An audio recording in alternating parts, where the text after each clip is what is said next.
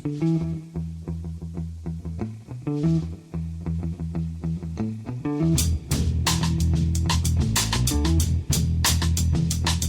and welcome to The Price of Football, the show that looks at the money behind the beautiful game with me, Kevin Day, and him, Liverpool University's Kieran Maguire. Now, just to be honest with you people, we normally record this at 10 a.m. on a Sunday morning, but we're doing Saturday morning this week because at 10 a.m. on Sunday morning, I shall be in the Portson's Arms with a pint of Guinness and a foot-long ham roll. Breakfast of champions, I tell you. Actually, I was feeling quite optimistic about the FA Cup quarter-final to Everton beat Newcastle, which was a good win for them, but a bad news for those teams in the relegation battle, like Brighton, Kieran. Yes, well, I didn't want a boring end of season, and thanks to our ineptitude, 10 goals for Kevin, 10 goals at home so far this season. It's not good, is it, for England's greatest ever manager? Copyright Sky TV and Match of the Day. It's Questions Day, Kieran. We've got some goodies today, as always. Oh, yeah. And the first question comes from Michael Sicari. Michael says, what's to stop major clubs from Europe's second-tier leagues creating their own Super League and abandoning their domestic leagues? I'm thinking of the leagues 6 and below in UEFA rankings, where there may be 2, 3, 4 very famous and big clubs that are way ahead of their domestic competition. So Ajax, Celtic, Rangers, Porto, RB Salzburg, etc. You could easily come up with a league with a lot of traditional names in there, Kieran, couldn't you? Does it make sense financially, or would it? Well, there has been talk on more than one occasion about something called the Atlantic League, which would involve Scotland, Portugal, perhaps the Netherlands, perhaps clubs from Scandinavia, and so on. So it's never got very much further. Now, the reason why, from a financial point of view, that they won't do so is that it's actually quite nice to be a big fish in a small pond. And you know, we've seen the duopoly in Scottish football for how many years? Since the mid '80s, no club apart from Rangers or Celtic has won, and they quite like that. They're not too bothered about that. I think the big issue, however, would be if they were to resign from their domestic leagues and create their own league, then how are they going to qualify for UEFA competitions? Because at present, the Dutch champions, the Austrian champions, the Scottish champions, they all go individually into either the group stages or the preliminary rounds of the Champions League, and it's ridiculously lucrative. So if we take a look at the 2019 competition, which is the last one I've got figures to for hand, Porto made 80 million euros from, I think they got to the quarterfinals of the Champions League. Ajax, remember Ajax and that match against Spurs? Well, Ajax made 78. Galatasaray, who got knocked out at the group stages, they still made 30 million quid. Would they be getting those types of money from their own domestic league? No. Only one of them can be champions. Now, they might get two, depending on where their UEFA ranking was, they might get two going into the group stages of the Champions League, but that would mean that if it's won by Ajax and Porto comes second, it means that Celtic or Rangers or Galatasaray or all clubs who, in their own rights, are still very big clubs would have pretty much zero chance of qualifying for the Champions League that year. And the impact of UEFA participation is massive for these clubs. And would they make more money from a domestic league? Probably a bit more. Is it enough to compensate what they're potentially going to lose in terms of UEFA participation? I would suspect not. Well, also you've got travel costs, and Celtic and Rangers fans who turn up in their numbers at various Scottish grounds probably wouldn't be too happy at having to fork out to go to Austria, Portugal, Holland. I mean, obviously these are lovely places to go, but not when it's costing you a fortune to do it. Yeah, and also, no disrespect, if it is Salzburg on a Tuesday night in November, and one of you is 6th and the other one is 8th, where's the appeal? Because part of the appeal domestically is goading the opposition fans because you've got a bit more in common with them, and that can't take place, or probably will take time to take place because you've not got that natural rivalry or predisposition to dislike them. because you were born in South London, or you were born in Brighton or Newcastle or Middlesbrough, wherever it's going to be. I think what are the attendances going to be like? Because isn't it a bit like the Europa League? Nobody really cares until you get to the quarterfinals. So I'd quite like an away day at Salzburg, singing Sound of Music songs back and forth. the fans of the other jolly club. Also, I like the fact that you've come up with a new version of the cliche. Can they do it in Salzburg on a rainy Tuesday night? Our next question comes from Jimmy Mulvihill, which frightened the life out of me because initially I read it as Jimmy Mulville. So I was wondering why the head of all things comedy in this country was asking us a question. Although he's an Everton fan, so he probably has got questions. But Jimmy Mulvihill has a very interesting question, but it comes with a bit of biographical detail about the family. So if you could just bear with us here. Jimmy says that my father worked as a shuttering engineer for 48 years, building the wooden framework moulds that concrete would be poured into to make structural supports, pillars and stands on stadiums like Wembley, the Emirates, the Den and others. I believe, Kieran, that Uncle Terry also worked on some concrete pouring jobs. So you may have come across Jimmy at some stage. He probably slipped him a fiver for turning a blind eye. Yeah. Now, he mentioned, Jimmy's dad, that is not Uncle Terry. Uncle Terry mentioned nothing. Son. But Jimmy's dad mentioned that some stadiums were built with upgrades in mind. So with bigger waste pipes, electrical inputs, extra wide foundations to support extensions to stands in later years, etc. Such an approach has more costs and needs more planning at an early stage, but could save a lot of time and money at a later date, says Jimmy. Now, assuming that the football teams own the new build stadium, would extra money spent doing this be held as an asset on the books on the basis that it could save them money later? Yes, it would. I mean, if you invest in infrastructure in terms of future-proofing your stadium, then that cash invested is spread over the life of the stadium. So normally, if you spend it now, it's a bit like amortization. You spread it over 50 years for a stadium.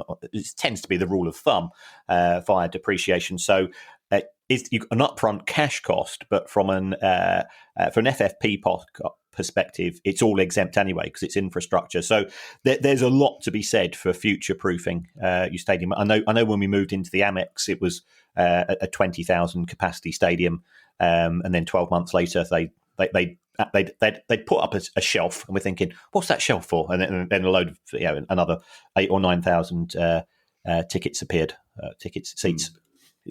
I'm not used to Saturday mornings. Welcome to my world. Carry on. Well, that's it. Yes. Yeah. Okay. So, right. So it makes it does save them money later on. It makes a lot of sense, and from an FFP point of view, it washes its own face. So go for it. Yeah, that's. I thoroughly enjoyed the Cheltenham Festival this week. It was lovely to see people back.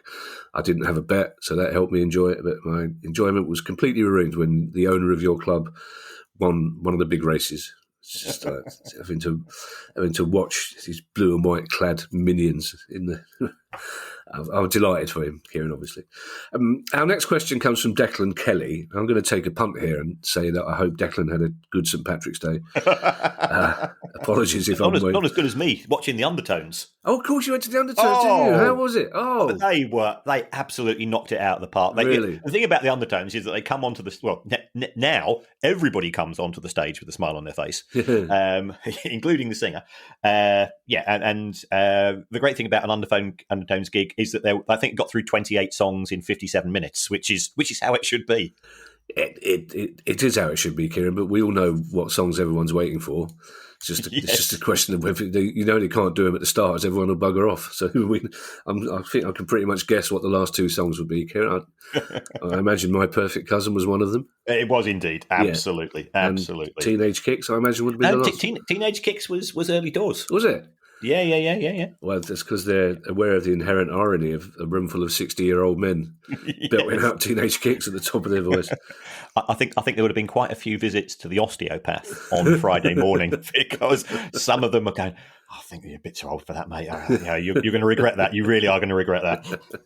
Anyway, Declan's question is, and this is a question, Declan has articulated something that quite a few fans have been saying to us. And Declan says, surely it would be sensible for the EFL to adopt a version of the La Liga approach where budgets have to be approved pre-season. If a club budgets for a loss, the owners should be obliged to put the projected loss into an escrow account to be drawn down during the season, or they have to balance the books some other way. What do you think? I think Declan's suggestion has a lot of merit. However, the EFL as a body is owned by its shareholders, and those shareholders are the clubs. So I believe that there was a suggestion made by the EFL board that, for example, they introduced some form of wage cap into the championship when about 9 months ago. Remember, we had those wage caps introduced at Leagues 1 and 2. Yeah. And I think the board read the room, shall we say, and just didn't even bother to put it to a vote. It was quite clear. So the rules that we have at present are the rules as voted for by the EFL members. If they want greater financial control and greater governance in terms of being able to comply and monitor the activities, then they've got to vote for the EFL to take on more staff to enforce the rules. And B, that they've got to accept that those clubs that have taken we've got a rich owner, it's our money, let's just gamble and try to get to the Premier League on the back of that. Well, there's quite a few of those clubs still in existence, and that means that there's no appetite for such an approach. And I think this is one of the confusions. People think that the EFL is an independent body of the clubs, but it's not. The EFL ultimately, it's there as a sort of an administrative body, which is to apply the rules which have been voted for by the clubs. If we had an independent regulator, then perhaps that relationship might change. Have you been texting Tracy Crouch again? We had a little message the other day. Yeah. Kieran, a few chuckles. There are two reasons why I do this pod. One, because I read out loud quite nicely. And two, because I don't understand football finance. The one thing I didn't quite understand about Declan's suggestion is if you're budgeting for a loss, where do you get the money from to put that into escrow to cover the loss of it if it's going to happen? Because presumably if you're budgeting for a loss, you're short of money in the first place, aren't you? Okay, right. Again, we got to the separation of parties here. If the club says to the EFL, we anticipate a loss of £15 million, the EFL's fear, and let's face it, let's think about what's happened at Chelsea here. The EFL's fear is what happens if halfway through the year, the owner's personal circumstances change. Either he gets bored, the Mel Morris route, or he gets sanctioned as in terms of what we've seen with Roman Abramovich. So what Declan's suggestion appears to me, if I interpret it correctly, and this is why I really like it, is that if you say we think we're going to lose £20 million this year, then at the start of the season, the owner says, right, I'm going to put that money up front. I'm going to lodge that £20 million in an account which can be drawn down and approved by the EFL on a month-by-month basis. Right. And if the club budgets to break even, then no money goes into the account, and the club chooses a wage bill that works accordingly. So I like it. I think he's come up with a very practical but also flexible scenario. So we've got clubs such as Stoke City who have said, our owners, as we established, are richer than God. If they want to lose £100 million a year, why can't they? Well, okay, there's a sporting integrity issue, but sporting integrity doesn't exist in the Premier League. We've got some clubs that have got £400 or £500 million more than others. So should that therefore also apply as far as the Championship concerned? That's a separate decision to be made. But they certainly have the money. They lodge the money with the EFL, and they say, well, we anticipate that our wage bill is going to be £5 million a month more than the money comes in, and then each month, a bit like your dad handing out your pocket money when you're a kid, you get your cheque for £5 million to pay those wages. So it could work. Would involve more work on behalf of the EFL, so they'd have to employ more staff, which means that there's less money in the central pot, which has to be which is then distributed to clubs and so on. So it's got merit. The way you said okay, right, when I asked you that question took me right back to my school days. when very impatient, always science teachers, because I paid no attention at all to science because I wasn't. That's a sort of the way they used to speak to me, and I'd say, "Why does it burn with a blue flame?" Which is literally. I think that's a good question. Well, it's literally the only thing I've taken away from three. Hey, Finley, he wants to know why. Exactly, Finley's always one. It's the postman. Oh dear. The postman's wearing shorts. You can tell it's summer. It's such a 70s. It's like such a Beano thing, isn't it? Barking at the postman. Literally, the only thing I've taken away from science is that magnesium burns with a blue flame. I've never used that information at all in any practical circumstance. Our next question is asked by, without a doubt, name of the week, which is Ray Challenger. Which is a cracking name. And that must have been on. It should be a private eye, sure. You think he would be, and that also must have been on Homer's shortlist for special names when he changed his name, Homer Simpson, that is, rather than the Greek philosopher. But Ray Challenger's question is: Michael Dell's MSD UK has been loaning or giving overdraft facilities to a number of clubs in the Premier League and beyond for some years now. And there is talk that he's in the market for a club of his own. Can he do that, given that he's lent money to so many other clubs? And could he use one of the deals to engineer the leveraged takeover of a club that owes him money? Could he do that? I think he can, because there's a difference between lending and investing as a shareholder. The whole point about lending money is that it gives you no voting power. So therefore, in theory, it gives you no influence over the day-to-day decisions of a club. And the reason why you're not allowed to own shares in two or more clubs in the same league is that if you did, as a shareholder, you could put pressure on the board of directors to say, it's we've got two clubs here. One's 5th, one's 12th. One needs to get into the Champions League. Don't try too hard, and that message would go through to the board of directors. So that's the logic in terms, and that does it preserves that sporting integrity, which I think is so integral to all of our sort of romantic beliefs in the game. If you're a lender. Barclays lend money to lots of clubs. MSD lends money to lots of clubs. Macquarie lends money to lots of clubs. Some of those clubs might be playing each other. They're not interested. They just want to get their interest, on the payments which are due, and that's it. So it's not a problem. So he could buy a club. He could have an equity stake. That might make some of the clubs in the league feel a bit uncomfortable. So we could have a change of constitution for the clubs, but that would have to be voted through. Could he use one of these deals to engineer a leveraged takeover of one of these clubs? Yes, I could, I guess, because if the club is already indebted to him, he could come in and offer to buy the shares, but potentially the loans could be renegotiated on better terms. So it could be used to his benefit. I always like a question with a Marxist tinge to it, Kieran. We don't get many, but this one does. And I think it's actually a really interesting question. It comes from Matthew Wilcox. And Matthew says that you, Kieran, have often described money in football as being like prune juice, with the majority spent on transfers and wages and then basically disappearing. But Matthew says, with footballers getting most of that money and most footballers coming from working class backgrounds, my question is there any industry more efficient at transferring money from billionaires and millionaires to the working classes? Granted, it's to individuals rather than communities, but surely no other industry makes so many millionaires out of working class people. I agree entirely with Matthew, and I think I've argued this on many occasions.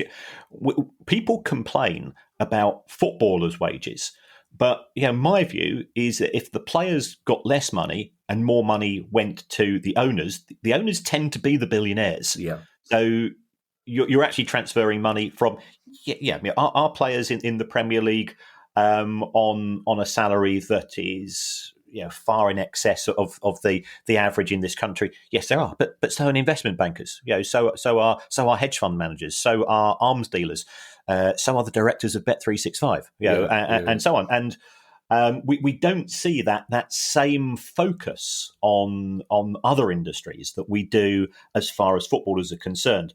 I think that probably is the case. I mean, you work in the entertainment industry. Now, again, the entertainment industry, in my view, is a bit like football, is that it is a pure meritocracy. You cannot become a successful comedian because your uncle runs a theatre. Yeah, you might, because you just get booed off stage. You won't attract an audience. It's that. Whereas if you look at the world of finance, there is a lot of nepotism. There is a lot of cronyism. In it, and equally there are people who are smarter than a box of frogs. I don't know why I said box of frogs.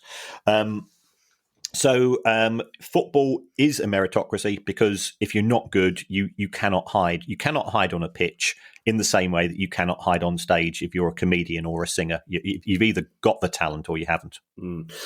It's interesting as well. The people, and I find, we've discussed this before, Kieran, I find that most football fans don't begrudge the players getting money. As you say, they begrudge agents getting money and they begrudge billionaire owners getting more money, but in general they understand that they're from a background that they would love it if their brother or their son or their daughter was playing football and getting that sort of money. Well, we've got an agent on the show on Wednesday. I know we have. I can't take that back now, Kieran, because I'm sure he'd agree that that's true. But it's interesting. But if they could see some of the figures, as I had, that top entertainers are paid on both ITV and BBC, I think they'd be just as concerned if they're worried about how much footballers are getting. These people are getting a huge amount of money, and I don't begrudge them that. It's because they've earned it for the most part, and they've got the talent to do it. And presenting a live TV show is actually much more difficult than people think it is. So I don't quite understand why people. And as I say, most people don't begrudge players, but you see what some of the pundits get paid. Oh, I know. I know. Well, see, those ecological houses don't come cheap, Kieran. Mentioning no names. No. Joe Garner has asked our next question. And this, again, is something that... this is a league that more and more people are sounding concerned about. It's the National League.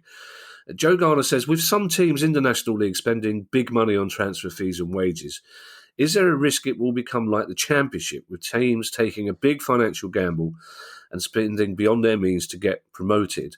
And what I find interesting about that question, Kieran, as well, is that increasingly, if you get relegated from the Premier League to the Championship, chances are 2 out of 3 of those teams will come straight back up. But it's not like that.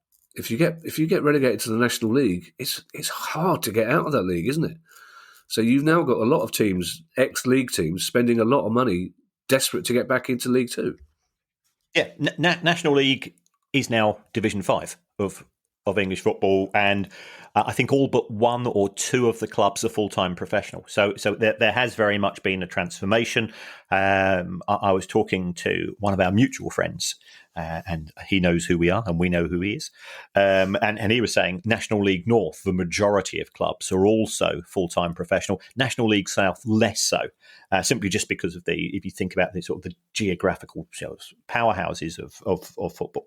But at present, I think the top 3 or 4 clubs in the National League: Stockport, Chesterfield, FC Halifax, and Wrexham. Yeah, all clubs that you and I, we grew up with as being clubs that were knocking around in the Football League and hardly perennials at that. So it is very tough to get out. There is relatively little financial control in terms of the equivalent of profitability and sustainability, and there is a big financial gap between the National League and the EFL, because in the EFL you don't just get the money from the EFL's own TV deal, and that's not huge. If we're honest, it's probably worth in the region of 450 grand a season. But you do receive solidarity payments from the Premier League, and I think they're probably in the region of 650 to 700,000 pounds. So the rewards of getting promoted to the EFL are the additional TV money is probably £1 million. You then got the fact that you are higher profile, you are going to be seen on, is it ITV4 next season? You are shown, your goals are shown on Sky. You do get the cameras coming more often. So therefore, you can generate more money as well. But some of the wages which I've seen quoted in respect of the National League, you've got players on $4,000 to $4,500 a week. That's a lot more than we're seeing in many of the clubs in League Two itself, and we actually now have some players dropping out of League One and League Two to join clubs in the National League, who have got new owners, rich owners who are perhaps trying to make a Netflix documentary on the back of buying a club, possibly, and they hope to recover some of their investment that way.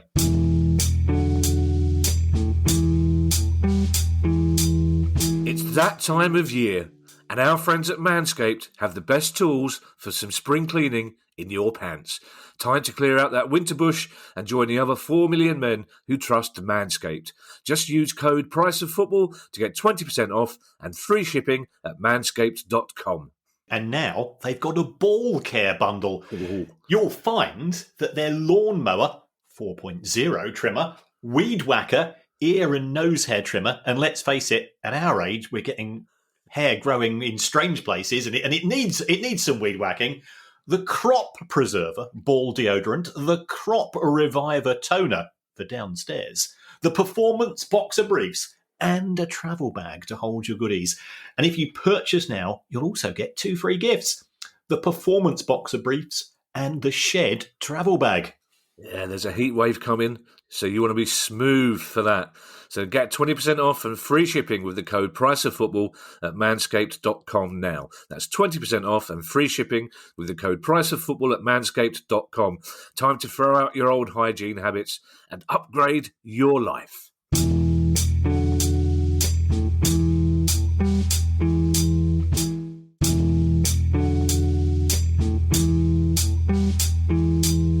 Now, our next question comes from the runner-up in the Best Name of the Week competition, Clark Edison.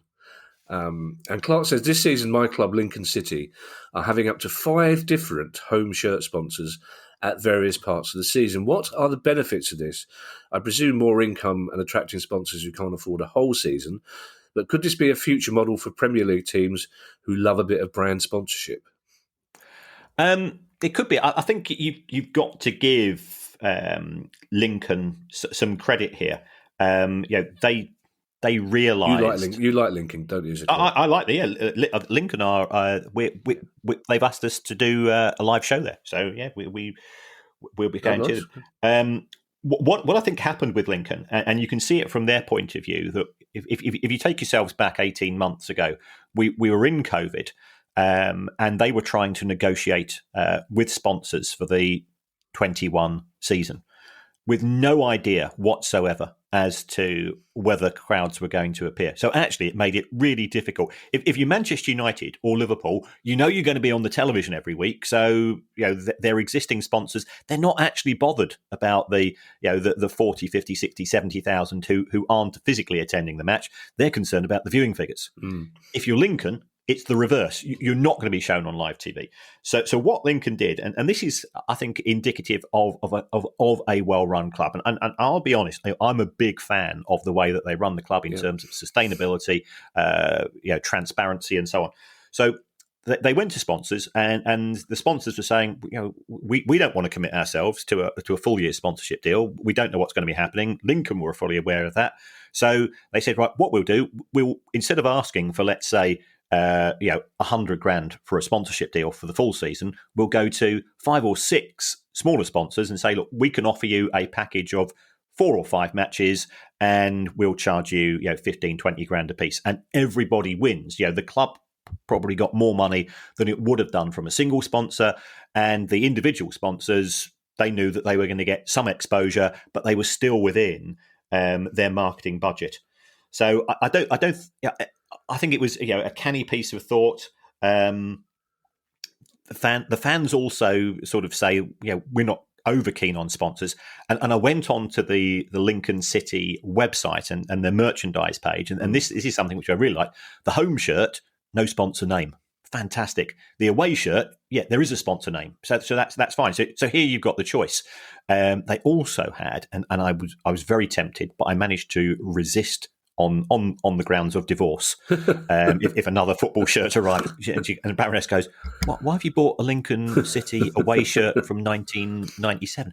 Well, it just looks sort of faded green and white hoops. He says, you don't know what green is. I go, yeah, but it says green on the label, so that's how I know it's green. I can read. She's got a point.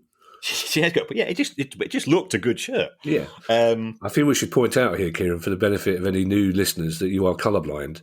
I'm very colourblind. You know, it's not necessarily that the Baroness has to point out some obvious things. You don't know what green is, you fool.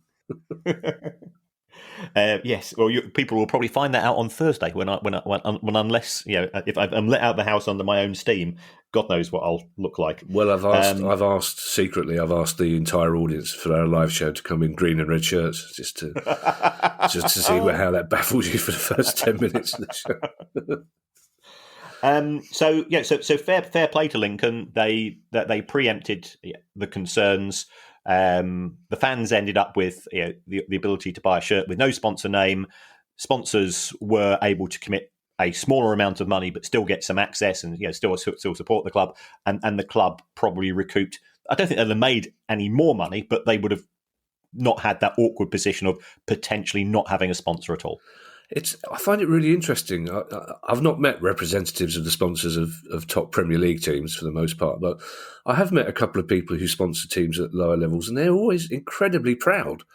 Yeah, for the most part, it's not. It's like the people who sponsor Dulwich Hamlet. It's not really about the visibility, but they just want to put proud sponsors of Dulwich Hamlet on their posters, and they just love being in the lounge at the games. They generally do it because most of them support the team that they're sponsoring at that level, which is always a nice thing to behold. Tom Lawrence has asked our next question, and I hope producer guy is listening to this. As Tom Lawrence says, as a 44-year-old accountant who loves football, your podcast is right up my street. That's our demographic, producer guy. Tom Lawrence, right there, 44-year-old accountant. He's on the younger end of our demographic, producer guy. Stop trying to attract the teenagers. Does this mean our TikTok account's going to be abandoned again? Probably. Very, very good. Yeah. Although if we do have any teenage listeners, they would have jumped ship halfway through the Undertones conversation, I'd imagine. But Tom says, thank you for all your hard work. You're very welcome, Tom, and thank you for thanking us. The issue of how to solve the financial gulf between the Premier League and the Championship seems impossible to solve, says Tom. Is there any mileage in the idea we could reduce or remove parachute payments if it became mandatory that every Premier player contract included a clause whereby wages are reduced by, say, 50% upon relegation? What is it with you accountants and mileage? You love getting mileage in there, don't you? It's a good question. You mentioned, Kieran, that we've got an agent coming on, Craig Honeyman, onto our next pod, who's graciously agreed to answer questions from listeners. And this would be a good one to put to him because, to me, Tom Lawrence's suggestion makes perfect sense. I'm guessing to agents and to players, it doesn't. Okay, I think there's a couple of issues here. On the back of Tom's suggestion, I went through and I looked at the wage bill of every club that's been relegated from the last 10 years, from the Premier League to the Championship. On average, those clubs who were relegated and who didn't immediately bounce back and therefore got big promotion bonuses, the average wage reduction of a club coming down was 40%. Right. And that was with parachute payments, and a lot of the time they were still losing money. In order for Tom's suggestion to work and for those clubs to break even, the relegation clauses would have to be somewhere in the region of 80 to 85%. And I think there's a couple of consequences of this.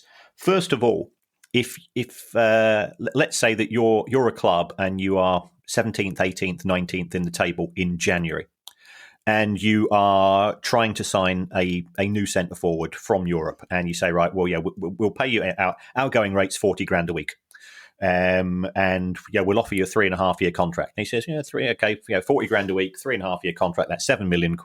Yeah, happy days. And then you say, but if we are relegated, you're going to have to go and take an 85% pay cut. And he'll go, hold on. I'm already. Let's say I'm already on 15k, where I'm playing in Belgium or Portugal or Netherlands or whatever. So I'm going to get 40 grand for 6 months, and then there's a chance I'm going to lose. So you're going to struggle to attract players. And I had this conversation with a former chief executive of an other 14 club. We know what type of clubs we're talking about. And he says we do try to negotiate these, but we then have to be practical. If we want the player, then the player's agent is fully aware of that. The player is fully aware, and they simply won't come. So therefore, if we try to enforce a relegation clause of that magnitude, we're effectively committing commercial suicide because we can't attract the talent and we do get relegated. And then, of course, you've got the fans screaming that the club lacks ambition.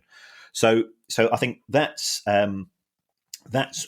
one consideration. I think the second issue, which it brings into the equation, is we've spoken to Steve Kavanagh, we've spoken to Keith Winus recently, and they've both said there is a problem of the cliff edge.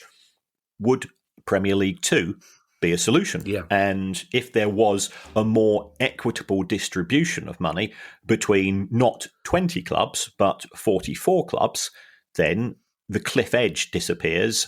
And I think you could have less of an issue when clubs are relegated. What does that also cause? That also causes a much bigger cliff edge between the Championship and League One. And it's already big. The difference between League One TV money, £1.5 million, Championship TV money, £7.5 to £8 million plus. In the Championship, you've got a lot of big clubs bringing a lot of away fans. I mean, to be fair, I cannot recall a third tier of English football with so many what I would call big clubs. Sunderland, Wednesday, Pompey, and Ipswich, and others. Ipswich, Charlton, yeah.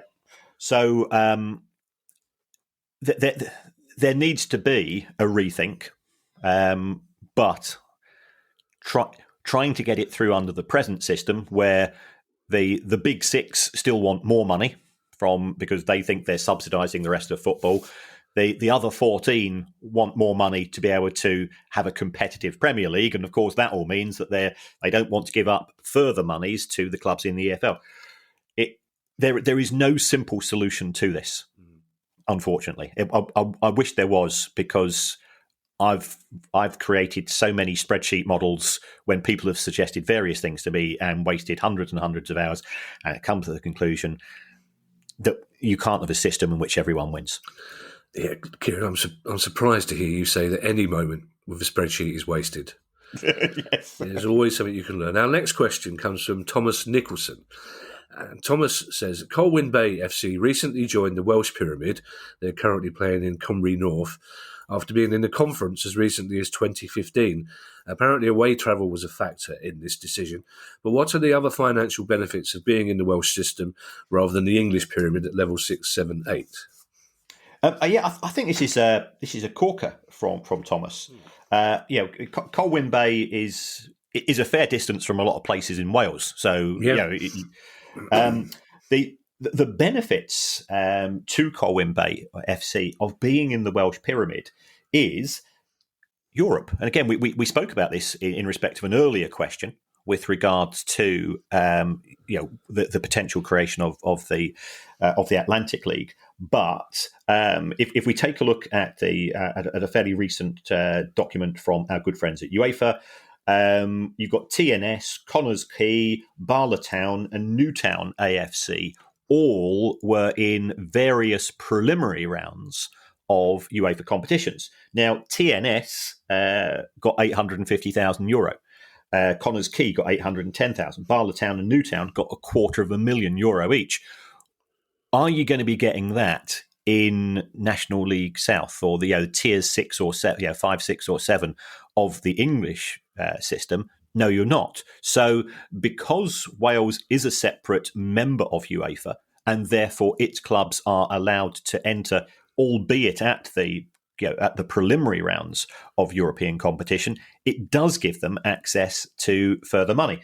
So if Colwyn Bay FC are successful, they get to Cymru Premier and they therefore qualify on merit to apply for UEFA competition, it could be a fairly decent earner for a small club. And no disrespect, they're never going to finish in the top 6 of the Premier League, which is the alternative in England. Yeah. Penultimate question comes from Nick Harvey. And Nick says, what are your thoughts on West Ham's partnership with the Yield app?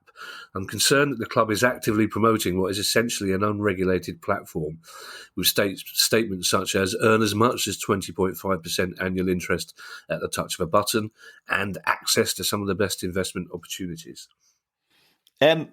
Well, I've said this on more than one occasion when it comes to any form of investment. If something looks too good to be true, it's not true. Yeah.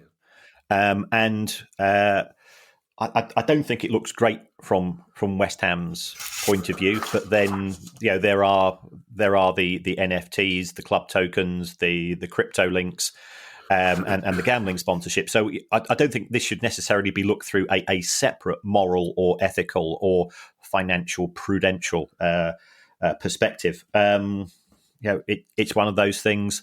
Let the buyer beware. I think that. My personal view is that football clubs are community assets and should hold up community values, and encouraging directly or indirectly anybody to invest in effectively an unregulated product is pretty despicable. Yeah. But it's not illegal. Yeah, you wanted to say wrong then, but you wanted something stronger. I know how your mind works. I can always hear your mind working. Despicable is good. Our final question comes from Steve Morley, and Steve Morley is a Borough fan and says there is increasing division between those who believe Steve Gibson to be our saviour and only has the club at heart, and others who believe he's lost interest in making money from the club by drawing money out of it over the years and saving tax using the club against his more profitable interests.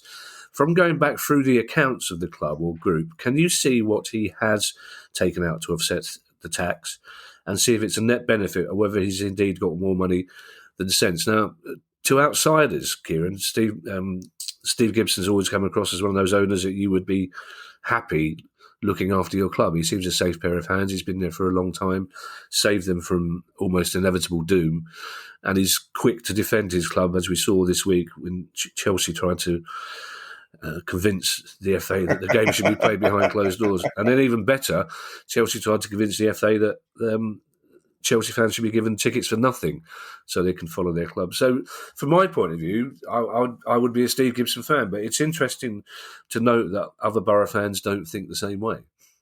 Okay. Spookily, at 6:10 this morning, and you're thinking, is there such a time? Or bedtime, you might be. Middlesbrough's 2021 accounts were published. So I tell you, I think I was possibly more excited than that even. Middlesbrough have lost over the years £233 million, and the vast majority of those losses have been covered by Steve Gibson, either through buying shares in the club or lending money to the club. If you take a look at the accounts, it says, yes, we owe Steve Gibson somewhere in the region, I think it's around about £120 million, but he has indicated that he is not going to ask for it back. So he's been a supporter of the club in more ways than one. With regards to this tax issue, what happens is that Middlesbrough Football Club, Middlesbrough Football and Athletic Club Company (brackets 1986 Limited), should I say, has historically surrendered some of its tax losses to another company in the group. So Steve Gibson has a very successful haulage company, and this is what's known as group relief, which to people who watch other parts of the internet might come as a surprise that it's something to do with tax. But that is perfectly legal. So when Middlesbrough lose money, and they're not doing this anymore, I think the rules have been changed, in my understanding, relatively recently. If you lose money as a football club and the haulage company is making profits, what you can do is you can say, well, you can offset our losses against your profits and reduce the overall tax bill. So that has happened. In terms of who has been the greater beneficiary, Steve Gibson has put a hell of a lot more money into Middlesbrough Football Club than has been transferred in terms of group relief. So his net contribution is still we are talking somewhere in the region of over £200 million. Based on my calculations, of course, other calculations are available.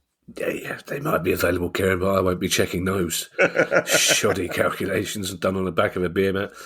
Now, as we've mentioned already, on Thursday's pod, we'll be talking to football agent Craig Honeyman, and he's happy to answer your questions. So if you have a question for Craig Honeyman, then send them to the usual address, which is questions@priceoffootball.com.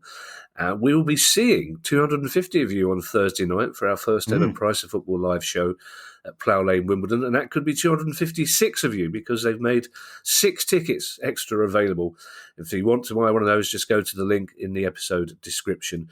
And if you want to make a small contribution to our Always Free to Air pod, that would be very kind of you, and you can do that by going to patreon.com/Price of Football. And if you have questions of any nature about any club, in any league, in any country, in any world, it's questions@priceoffootball.com. And in the meantime, I shall hand you over to Mr. Kieran Maguire for his customary farewell.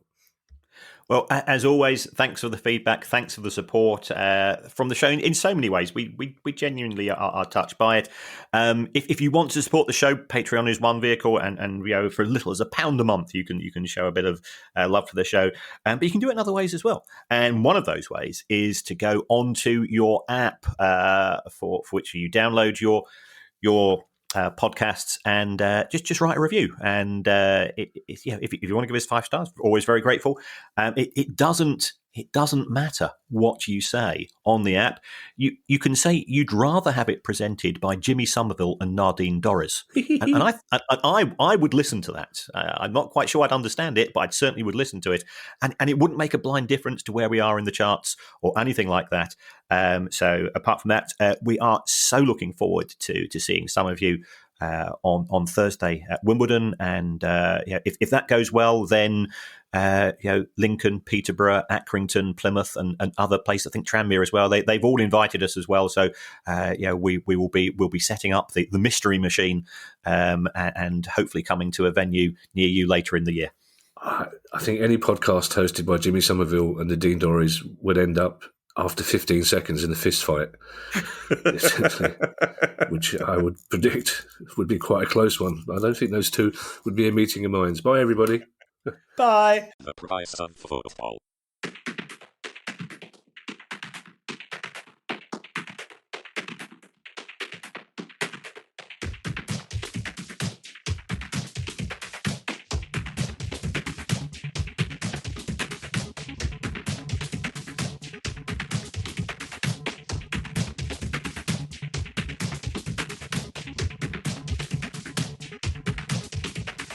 The Price of Football.